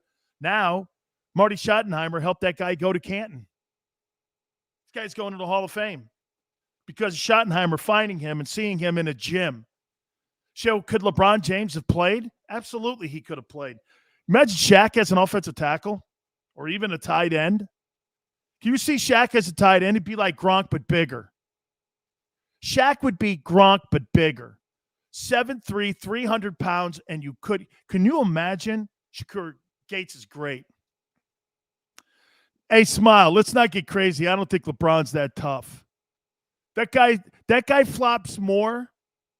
Okay? That guy flops more than Cristiano Ronaldo, and he cries more than Ben Simmons. Ben Simmons. Hey, I won't lie to you, Philly fans. Can I say this to you? We'll move on to football here in a minute. Okay? How about O-line? That'd be good. Can I tell you something? Ben Simmons is the softest athlete in the history of Philadelphia sports. I can't think of a softer dude in my life than that guy. And man, is he in the wrong city. I'm not coming to camp. I'm not coming to camp. Because they talk. Hey, and here's the really shitty thing about it. Why aren't you coming to camp, Ben? Here, I'm going to do this right here, right? Oh, God, is he the – I love Allen Iverson. Oh, my God, Iverson's like my favorite hoop player, man. I love Allen Iverson. I love that guy. Man, do I love AI. Holy cow, man. Iverson, you're right, man. Man, I love – Hey, watch this. Here, so I'm interviewing Ben Simmons. Hey, Ben, man, I see Doc's reached out, and he's trying to kind of smooth the waters for you to come back to Philadelphia. Well, is he going to take back what he said about my jump shot? Yeah, yes, I hear he is, Ben. How about that he basically blamed it on me? I don't think that's exactly what happened, but I understand because it came off that way. They just want you to come back. Well, you know what I'm doing right now, don't you? Practicing your jump shot? No. I've got 17 women right now in bikinis on Instagram, and they're not Philly babes. They're Southern California babe. Why would I want to go back to Philly? Oh, my God, man. Do I really have to sit here? If I was a media guy, I'd want to throw my headsets at him. Honestly, I'd be like, guy, you're really in the wrong city, dude. You've got to be tough as nails in that place, man. And if they talk shit on you, you got to be able to do this. Hey, off my back. Hey, by the way, one thing that I did love about what Jalen said last night, did you guys catch that line? Jalen was asked about the performance last night. He goes, well, I guess if he was going to watch the film and see if he goes, well, let me just say this to you. When you take a deuce, do you look at it before you flush it, or do you just flush it? I was like, oh, wait a minute now. That makes me a fan of that dude. That makes me a fan of that guy. Hey, man, when you take a deuce, you don't turn and look at it, do you? You know, oh, man, that's a pretty big one. Oh, look at that thing, man. Looks like a snake's head. Well, man, that's incredible. I never thought about that for a second, because you're right. I don't admire it either, man. I flush the thing before I even get off the toilet. And he's right. You don't sit and stare at it and go, is this one of my better deuces? I wonder, man. This got to be top 5, don't you think? You need to look if I'm having health issues. Come on, Mr. Hilton. Are you kidding me? Yeah. Wait a minute. I actually do. I need to see how health. So wait a minute. Jeremiah, hopefully everyone's not eating their lunch right now or having early dinner. Okay. So Jeremiah goes like this. Yeah. Yeah, man. I'm a healthy bitch, man. Look at me. Take a look at that shit in there, man. It's this thick. Look at it, man. Are you kidding me? I'm healthy as an ox. Yeah, man, look at that, man. Ken, thank you, brother. I love you coming aboard here, man. Yeah, hey, by the way, please, everyone, if you do, no pressure, please like the show and share it if you can. It really helps us out a lot. We really appreciate it. Hey, Michael Carter. Hey, man, I know a dude. Michael Carter was one of the greatest shot putters of all time, and his daughter's sensational. Michelle, she's a dear friend, and so is he. Played with the 49ers. Yeah, hey. So all you guys do this. Yeah, man. Yeah. I'm healthy as a horse. Hey, maybe if we all did this. This is what Philly fan needs to do, right? I've got therapy for all Eagle fans. Let's just take an all giant collective crap. Cowboys!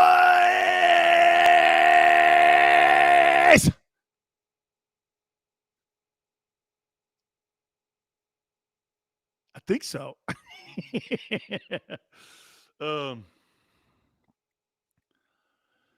Oh, God. 803. Did he really say that, Sirianni? What possesses a coach to come out to say that we just tried to keep up with them? Dude, you can't keep up with them. You don't have that kind of offense, man. Hey, Kevin, just watch a giant. Yeah, hey, wait a minute. Here's the things that make me deuce. Nick Sirianni's play calling. Jalen Hurts on deep throws. Watching Giants football. Watching Canes football, for that matter. What else? What else makes me take a deuce? Listening to Skip Bayless. Carlos, what you doing, brother? Thank you, man. Man, you guys did. Hey, by the way, Carlos, just so you know, we're talking about taking deuces. So I think it has something to do with the game that was played last night. Oh, man. That's a great. Hey, wait a minute. That's another T-shirt. Things that make me take a line from Jalen. Watching Notre Dame football, that clearly makes me take a deuce. How about this? Hey, Dion, I got one for you. You ready? You know what makes – when I think of Notre Dame football, I sit down to pee.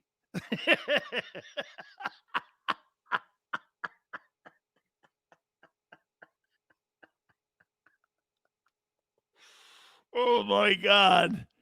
Hey, wait a minute.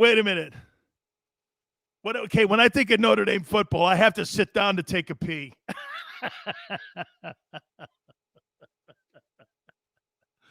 Oh, my God.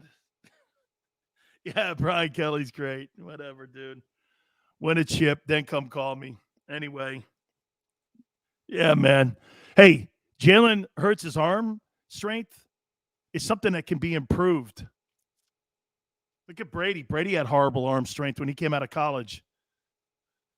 Jeremiah. Hey, Birdman, thank you, brother. Love you, man. Thanks for being a true part of the Big Sills Army, man. Thank you, guys. That's what we got going on here, man. We're building this bitch. You guys are great, man. All you dudes now part of the Big Sills. As far as I'm concerned. Hey, and you know what I love, too? You guys don't agree with me all the time. We just go back and forth here. Am I right when I say this, guys? Come on, man. We're back to the conversation again about Jalen. I just think, hey, and am I right? So they didn't have the game film on him for the first game, but they got it in the second game. Then the third game is progressively getting worse. What if he goes out and he craps it up again against Kansas City? When do we start doing it? Hey, let's do something here. Dan's the mentors. I like it.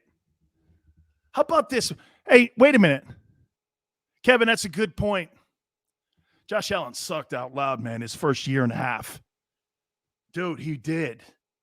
So did Lamar, for that matter. Okay, Lamar did too. Lamar Jackson, he wasn't all that hot. Then all of a sudden it clicked. So, hey, are we being too hard on both Sirianni and with Jalen? By the way, my top 5 NFL teams. Packers, Chiefs, Bills, Bucks, Rams. I can't believe I have the Rams in there. But the Rams look like they're going to be a tough out for somebody. Seattle? I don't know. Okay, the Cardinals? Maybe. These are all teams that could be making a move next week. Carolina? Maybe. By the way, the Eagles have that team soon. Denver? I don't know. Denver played some dog teams. But I'm not going to dismiss it. They are undefeated. Okay? The Rams look like the best team in the league right now because, get this, they got a quarterback who's playing. You know, you could also throw the Raiders in there. Raiders are sitting at 3-0. And Derek Carr does look like an MVP. Yeah. Jakeem, they do look like a great team. Jeremiah, I think the Rams, man, they look like the best team right now, okay? And you watch this. You know what I think of Dallas? After what I saw last night, how about this? Did you learn anything about the Cowboys last night? Did you learn anything that you didn't know already about the Cowboys? Mike says, give Jalen 10 games. Hey, David just brought a point up. David, do we say that Jalen Reagor is now a bust? Is Reagor a bust?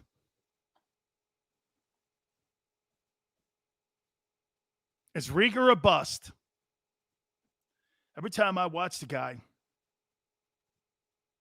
I'm like this, man. One day he makes a play, then I don't see him for about 20 plays. David, he's a bust, man. Just Mike says the Cowboys' defense is better than we thought. Carlos, he is a bust. You know one thing I could tell you about a Dan Quinn defense? They play fast, don't they? Kevin, he's a mistake. Okay? He's a mistake.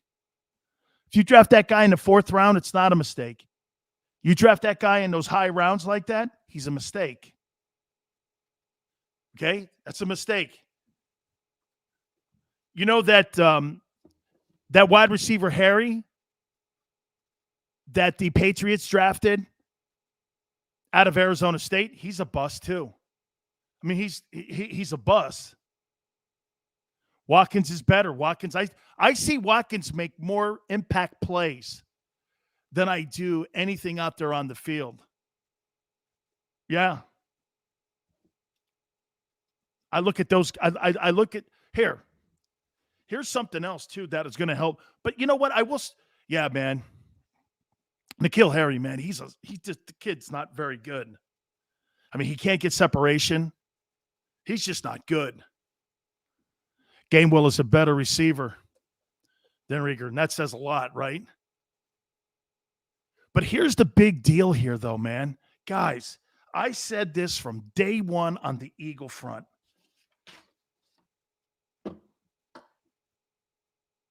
This football team has to get a running back. When's the last big-time running? Can you guys help me out on something? Who was the last big-time running back that the Eagles had? Okay? Who's the last? Give me a guy that you could turn around and hand the ball or throw the ball into the perimeter. And somebody, it looks like to me like New England's got 7 of those guys. Shady. You know what, LeGarrette Blount, in my opinion, Kevin, he was always more of a red zone guy. But I'm going to go like this. Shady McCoy. Damon says, I love the show. Hey, man, the interaction. Dude, you guys make it happen. It's fun doing it this way. I don't do any other show like this, including my national radio show at night. Everyone, by the way, people on my national radio show, because I turn on my YouTube channel, and you know what? Everybody gets upset with me because you know why? I don't have the same interaction on the YouTube channel because I'm doing a radio show that we have here. Shady McCoy. Westbrook is a great player, man. I really liked him too. Yeah, no, I really liked him. Shady McCoy is a great back. Great back. I hated how that ended. Okay, I got you, Kev. Yeah, Blunt was a good – you know what? I'll tell you this, man. I remember when John Gruden found his ass. Yeah, LaShawn was a game changer, man. And he ran with an attitude. You know what? I'll make this point to you about LaShawn. Okay? Shady McCoy ran like he was like beast mode. Those two dudes, man, weren't they the same? I love beast mode up in Seattle. And I think he ran the same way. Yeah, Westbrook was a tough runner too. Tough runner. Absolutely. I tell people this all the time. Dude, you have a running back with a new head football coach. And a running back helps that out so much when you're trying to develop. Look at what the Steelers did with Ben Roethlisberger when they had Jerome Bettis. Anytime you have a running attack, that is always going to help you. It is always going to. That's right. McCoy was what Reggie Bush was supposed to be. Reggie thought he was. Funny, we were talking about Reggie Bush prior to coming on the air. I told people this without a doubt, man. I said, Reggie needs to stop that juking and stuff. It's going to kill him in the NFL. Jay says head coaching looking like a bust. Hey, Jay, let me do this, though. I'm gonna make a point to you on. Hey, Xander. Jay, can you highlight that? Head coach looking like a bust there. You guys agree with this? I'm going to make a point to you on maybe Jay's not right. He looks terrified. Michael says, yep. Okay. Bill Parcells. I'm going to name 5 coaches. I'm not going to go through the whole list. Bill Parcells, Bill Walsh, Jimmy Johnson,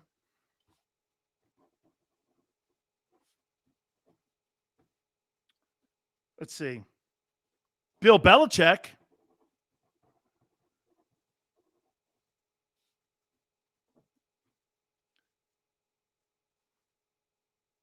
Chuck Noll. Do you guys know what Bill Parcells, Bill Walsh, Jimmy Johnson, Bill Belichick, and Chuck Noll all had in common? They all had losing years in their first season.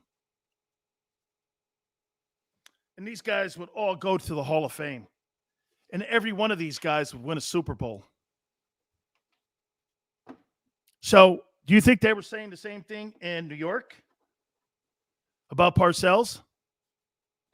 Dallas, I know they were saying this about Jimmy Johnson because I was there. Belichick, They were saying this about him in Cleveland.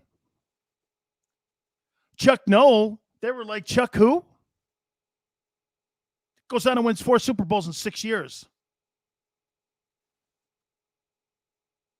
Lou D, a lot of coaches started out shitty. That's the point. The big question is going to be, who ends up getting better by the end of the year? If the coach, know this. If Nick Sirianni, folks, doesn't get better by the end of the year, Jalen Hurts has got no chance of succeeding. You're watching Matt Nagy up in Chicago. You're watching, how about this? Robert Saleh in New York. How about this one? Urban Meyer and Trevor Lawrence. You think Trevor Lawrence is getting great coaching in Jacksonville right now? I don't know. Doesn't it seem that all of these quarterbacks, these young guys, are in over their head? So when Jalen's struggling a little bit, think about it for a minute. He's really in his rookie campaign, isn't he? Where the keys have been handed to him. So does he look any worse or better than Trevor Lawrence? I don't think so. But I don't think Lawrence looks any better than him. You think Zach Wilson looks better than Jalen Hurts? I don't. Okay. Do you think Justin Fields, did you see that train wreck last weekend with Justin Fields? He looked overwhelmed. Okay. Overwhelmed. All right. Let's take a timeout, and I'm going to make some more points to you. How much time do we give both these guys? We'll hit on it next. National Football Show. Go for the midnight dares. Go for the memories. Go for the view that goes on forever. Go for the bubbles in your bathtub and in your drink. Go to bed whenever you want. Or don't. Go for him. Go for her. Go for the win. Go to Ocean Casino Resort. Book your trip at theoceanac.com. At Stateside Vodka, every new customer gets the world's best rocks glass. Free. What's that? A rocks glass? You're telling me that bottle is cut in half? You could say that. Holy shit. And you're telling me I can get one of these glasses for free? That's right. 1 free rocks glass per customer with each first-time purchase of Stateside Vodka. So good, it just disappears.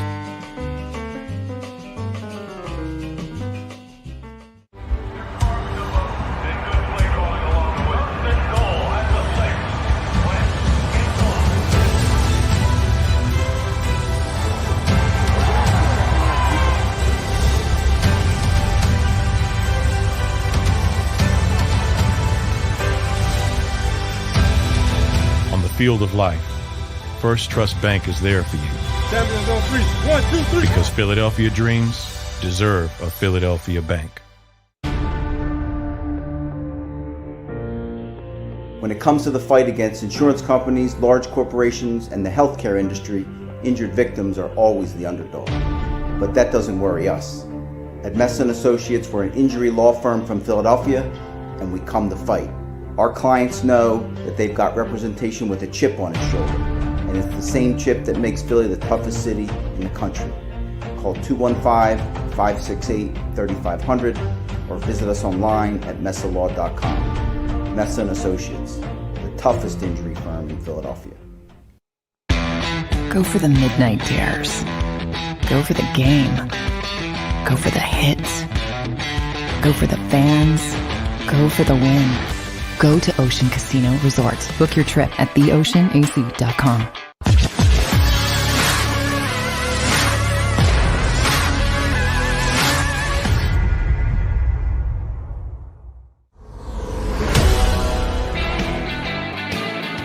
Welcome back, National Football Show. Thank you guys so much for coming aboard with us. If you haven't already, please like the show. If you do, share it too. We so appreciate you guys coming aboard with us. Patience. At least 8 games for Jalen Hurts before we make a decision. You really need 8 games? All right, let's take a look at what you guys are talking about here. When Peyton Manning was in his rookie year and he threw 28 picks. I don't remember myself calling him a bust. Okay? I don't remember doing that.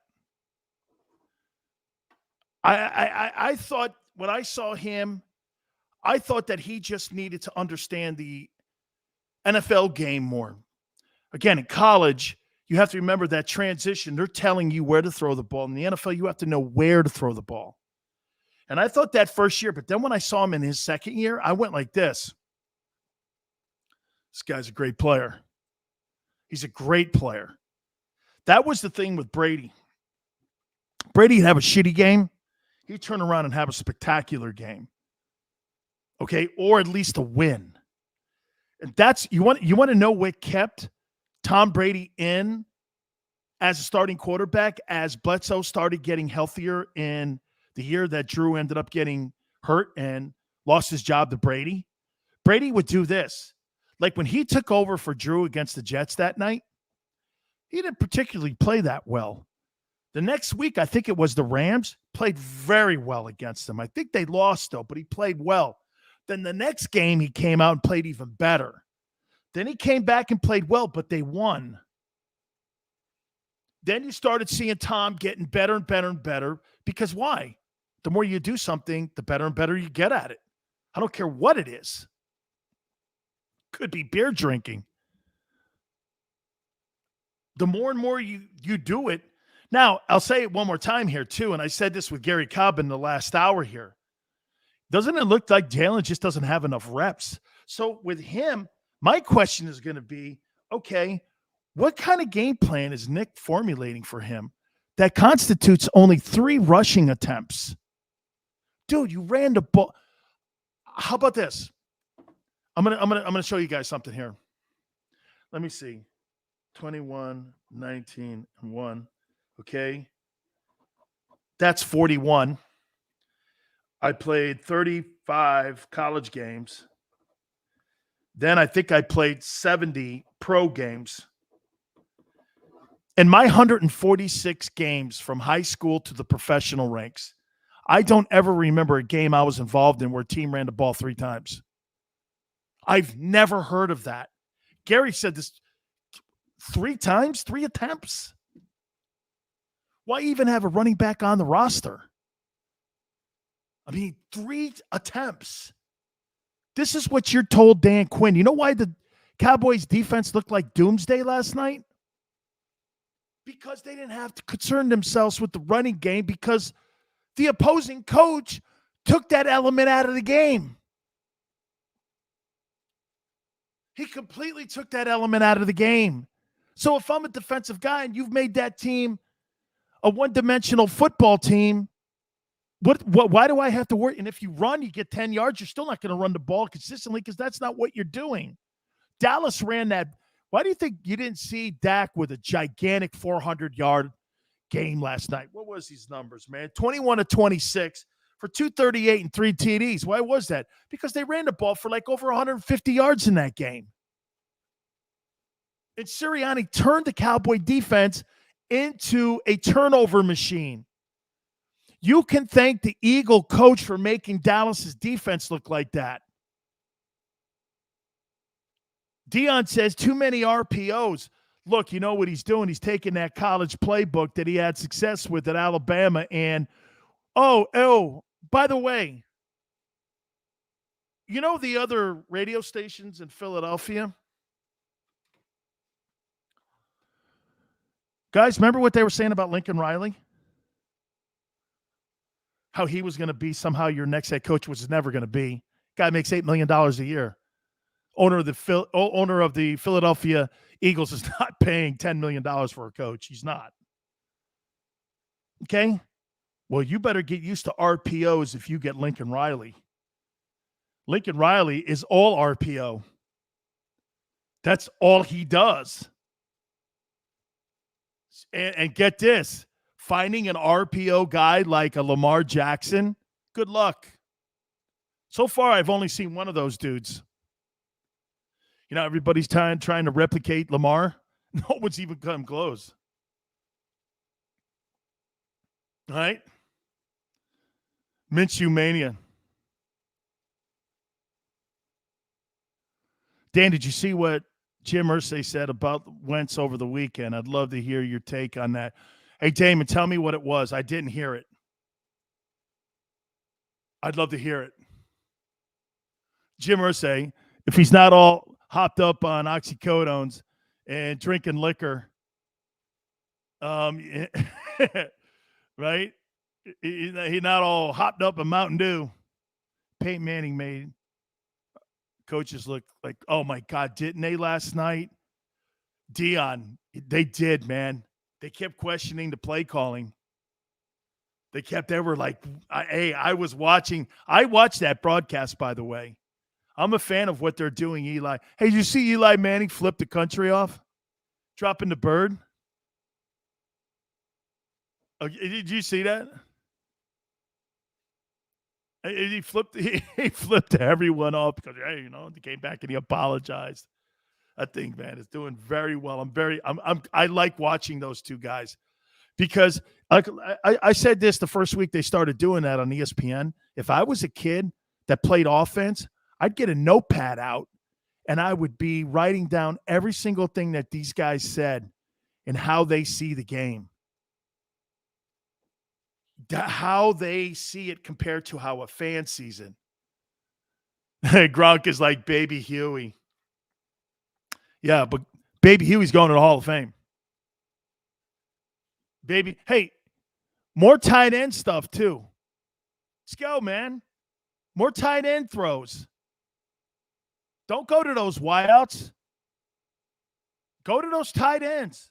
That's the better part of your football team when it comes to pass catching. Irsay is mad at Wentz over Vax. Okay, now wait a minute, Birdman. You think the Baltimore Ravens and Steve Biscotti is upset with Lamar Jackson because he's not vaccinated? I don't think so. I don't think so. And it's no place for an owner to make that comment. An owner telling a player to get vaccinated is way over the line. And for the record, all this stuff about people's personal health and their personal health history is illegal. You can't walk into a place and they can ask you to wear a mask. And quite frankly, people who ask you to wear a mask or ask if you're vaccinated, I'm not giving you my business because that's none of your business. It's completely none of your business.